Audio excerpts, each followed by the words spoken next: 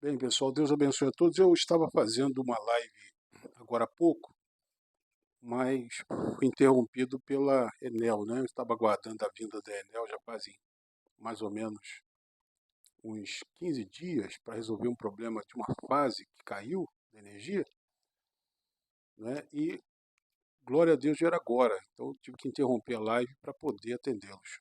Peço perdão, peço desculpa a todos em nome de Jesus, né? Deixa eu aqui acender a luz. Bom, hoje eu gostaria de falar, eu vou deixar essa live registrada, não é? Sobre o poder da oração de Ezequias. Eu vou tomar como base o texto que está em Isaías 37, versículos 16 a 20, aonde ressalta uma de suas orações. Né? Ele orou pela cura, mais para frente, mas eu quero ressaltar a oração que ele fez para livramento, né? Livramento de Senaqueribe. A oração ele diz o seguinte: o Senhor dos Exércitos, ó Senhor dos Exércitos, Deus de Israel, que habitas entre os querubins, tu mesmo, só tu és Deus de todos os reinos da terra. Tu fizeste os céus e a terra, inclina ao Senhor o teu ouvido e ouve. Abre, Senhor, os teus olhos e vê. E ouve todas as palavras de Senaqueribe, as quais ele enviou para afrontar o Deus vivo. Né?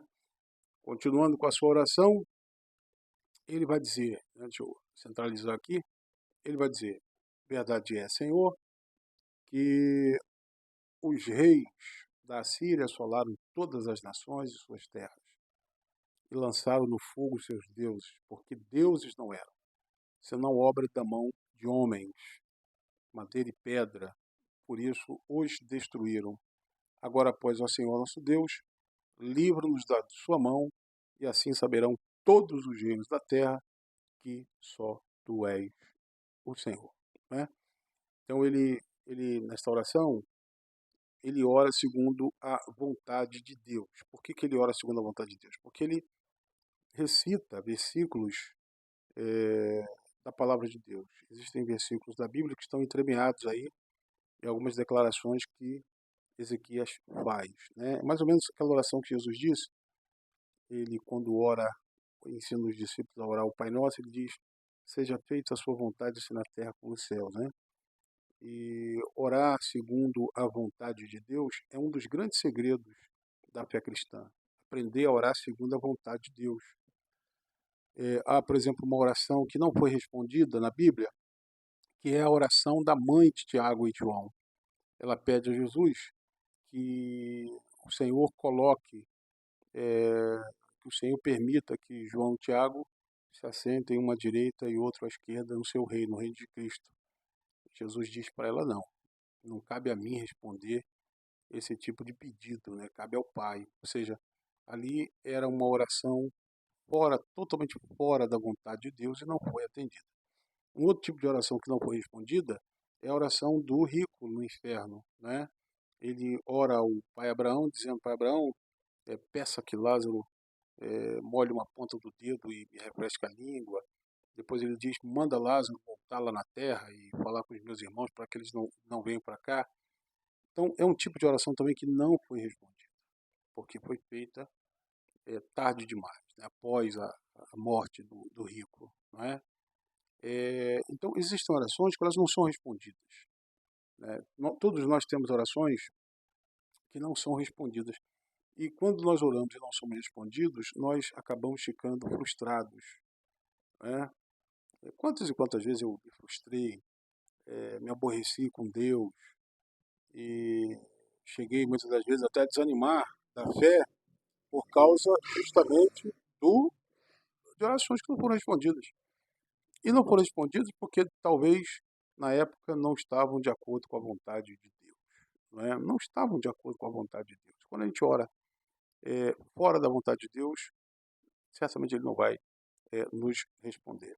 Bom, Ezequias orou segundo a vontade de Deus e ele então foi respondido. Mas é interessante notar, eu gostaria que você prestasse bastante atenção, exatamente nesta pedra, né? Nesse prisma, melhor dizendo.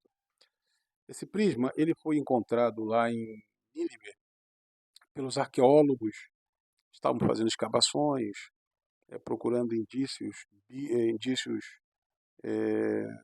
factuais sobre a veracidade da palavra de Deus, e então eles encontraram esse prisma, né, esse obelisco, que ficou denominado prisma de Taylor, porque quem o encontrou foi Taylor, né?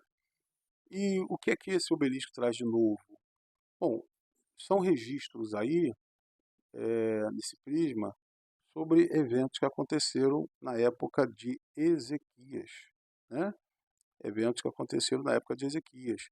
Por exemplo, eu vou citar aqui para você, né, já deixar traduzido, a fala de Senaqueribe, né? Nós temos a fala de Senaqueribe na Bíblia, através do embaixador dele, Rapsaque, mas nós temos aqui a fala de Senaqueribe, por exemplo, permita-me colocar para você exatamente isso.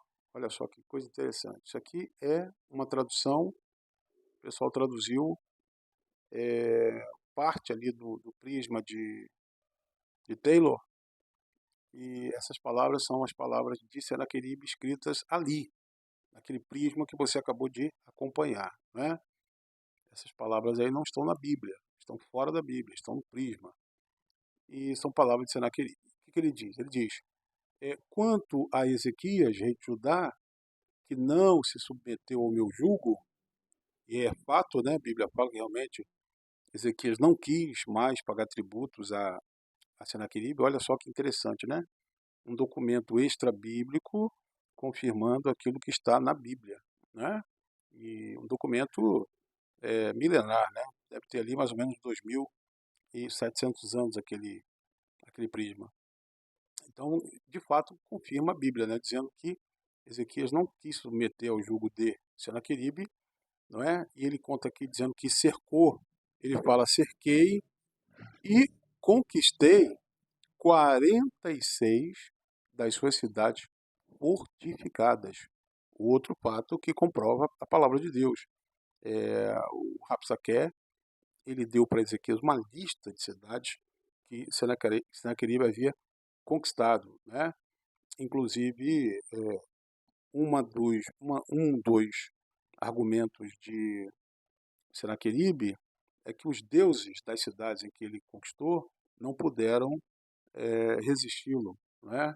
E, inclusive, Ezequias vai colocar esse fato na oração, dizendo que aqueles deuses a quem Senaqueribe derrotou, de fato, eles não eram deuses, eram deuses de pau, pedra, metal, né? Então ele diz aqui,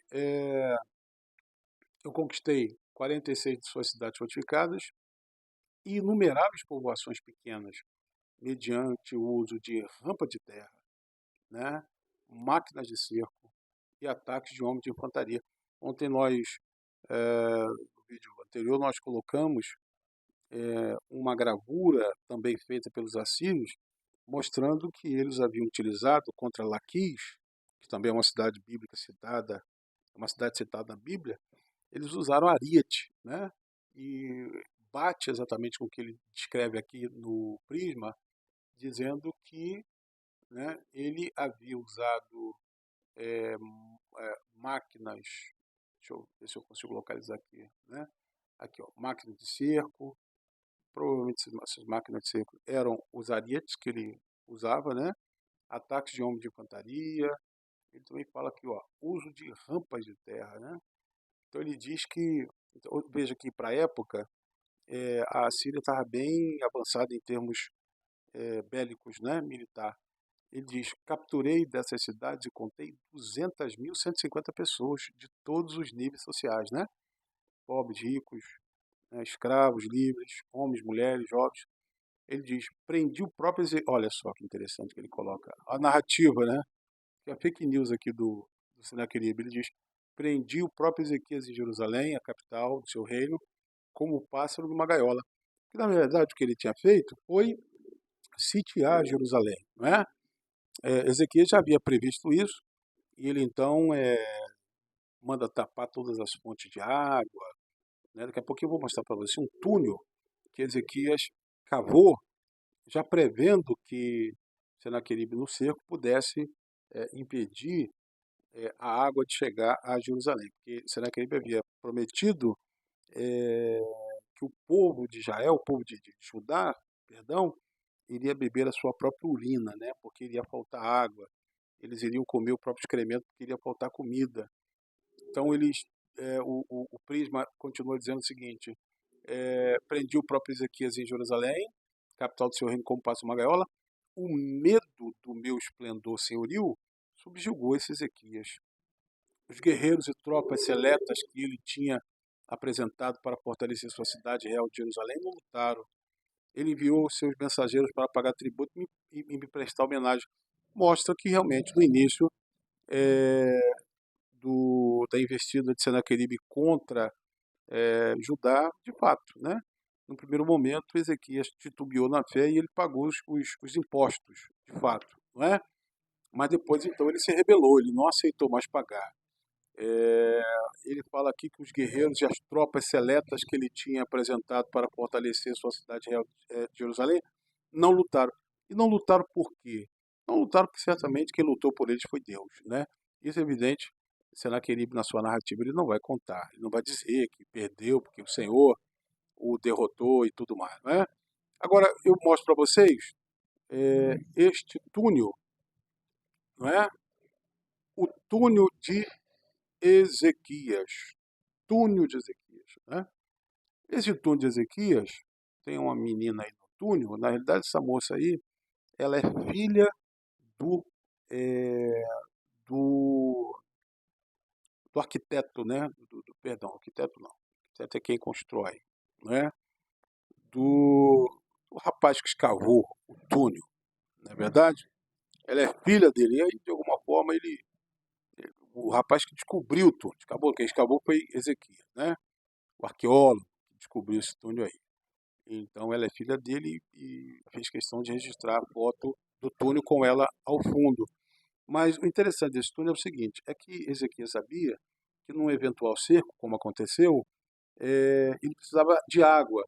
Então ele vai buscar água numa fonte que ficava em Gilgal, perdão, em Gibeon, para poder trazer essa água até Jerusalém. Então ele cava um túnel, que é uma coisa magnífica, e ele então consegue trazer água para Jerusalém. Ou seja, o Ezequias ele era de fato um líder, ele era um homem muito inteligente, fez grandes obras em Jerusalém, em toda a Judá, prosperou, cresceu, e o seu crescimento então é que fez com que a atenção de Senaqueribe fosse voltada para ele. Uma coisa importante também, para terminar, né, é esse registro que eu gostaria de fazer com todos vocês aqui, né, uma meditação final do vídeo.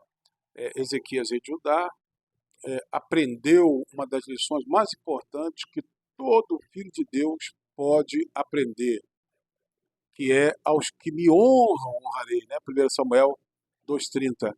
Ezequias temera a verdade de Deus e não os insultou, e não os insultos de Rabsaqué. Ao correr para Deus, em vez de fugir de Senaqueribe, Ezequias deu honra ao Deus de Israel e confiava. E Deus honrou a aliança com o seu povo, a quem Ezequias representava, e poupou a nação. Parece que Deus permitiu que Ezequias também fosse honrado, né?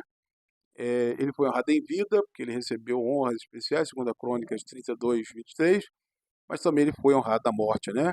No epípeto bíblico ao rei, lemos: e dormiu Ezequias com seus pais, e o sepultaram no mais alto dos sepulcros dos filhos de Davi.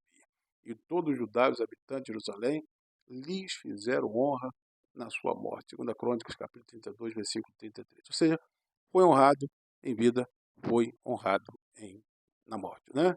Que bacana, que bacana. Bom, tudo isso aconteceu com Ezequias e tudo isso foi fruto de sua oração. Por isso eu queria orar, não orei no vídeo anterior, ora agora por você em nome do Senhor Jesus, tá bom?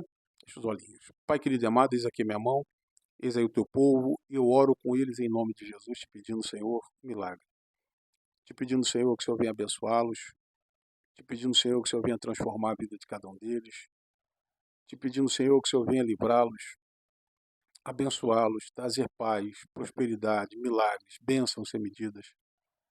Pedindo ao Senhor, meu Pai, que o Senhor venha fortalecer teu povo querido, teu povo fiel, esse povo de Deus maravilhoso, de fé. Senhor, derrame suas grandes bênçãos sobre eles. Cubra-os com a tua graça.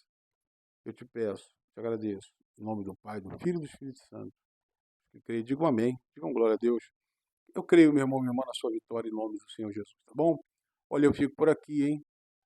Aqui na Missão Evangélica Avivamento Mundial. Vila B, número 86, Praça de Nova, Campinas. Mais uma vez peço perdão aos irmãos, porque estava esperando, como eu disse, a Enel ir, né? Para poder resolver o problema. Graças a Deus está resolvido.